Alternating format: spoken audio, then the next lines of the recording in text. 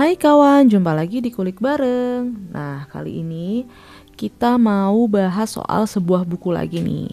Buku yang mau kita bahas ini akan mengisahkan atau menceritakan soal trauma masa kecil. Nah, buat teman-teman yang penasaran, jangan lupa untuk subscribe dulu di channel ini supaya kita semangat untuk bikin video di setiap minggunya. Oke, tanpa berlama-lama, yuk kita mulai. Nah, kawan, ada anak-anak yang tidak pernah merepotkan. Mereka tuh gak banyak menangis, terus cepat mengerti keadaan dan selalu mencoba menjadi anak yang baik. Dan semua orang memuji mereka. Mereka bilang anak ini wah dewasa banget atau pengertian ya atau gak bikin susah. Tapi Alice Miller mengatakan sesuatu yang menyakitkan.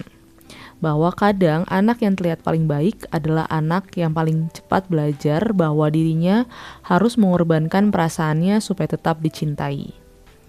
Nah, buku yang mau kita bahas ini judulnya The Drama of the Gifted Child karya Alice Miller. Dalam buku ini, gifted bukan berarti jenius akademik gitu, melainkan gifted child adalah anak yang sangat peka terhadap emosi orang lain, cepat membaca suasana, dan belajar menyesuaikan diri demi diterima.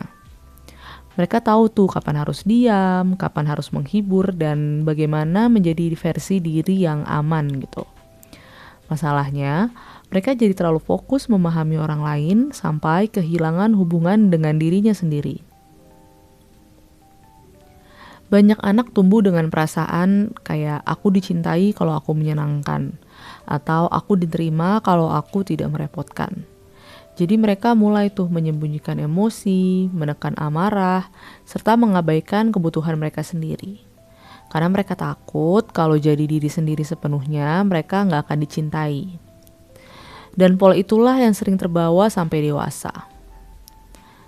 Nah, ketika dewasa, mereka sering terlihat kompeten, terus tenang, bertanggung jawab. Tapi di dalam diri mereka tuh mudah lelah, terus sulit mengenali perasaan sendiri dan merasa kosong tanpa tahu kenapa. Karena sejak kecil mereka terbiasa hidup untuk memenuhi ekspektasi. Bukan untuk benar-benar hidup sebagai dirinya sendiri. Nah, salah satu dampaknya adalah menjadi orang yang istilahnya tuh people pleasing. Yaitu orang yang sulit berkata tidak, terus takut ngecewain orang lain, terus suka merasa bersalah saat memprioritaskan diri mereka sendiri. Kenapa mereka kayak gitu? Karena dulu keamanan emosional mereka bergantung pada kemampuan mereka untuk membuat orang lain nyaman. Nah, jadi sekarang pun mereka tuh terus melakukannya, meski itu menyakiti diri mereka sendiri. Anak-anak ini tuh sering tidak diberi ruang untuk marah, kecewa, atau sedih secara jujur. Jadi emosi itu tidak hilang, ia hanya tersimpan. Dan saat dewasa, emosi itu muncul sebagai kecemasan, overthinking, burnout, atau rasa tidak cukup yang terus-menerus. Tubuh tumbuh menjadi dewasa, tapi bagian kecil di dalam diri masih menunggu untuk didengar.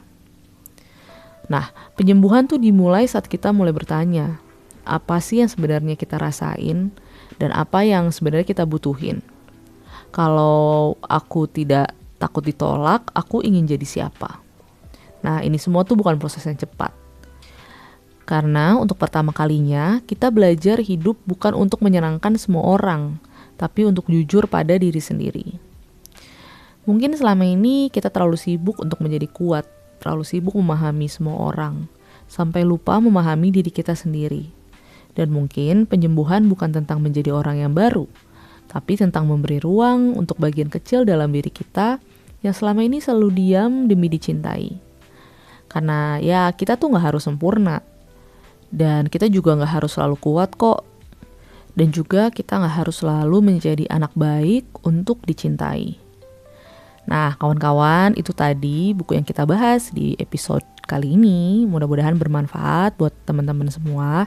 Dan jangan lupa untuk selalu support channel ini dengan subscribe, komen, like, dan share sebanyak-banyaknya ke orang-orang yang kita sayangi.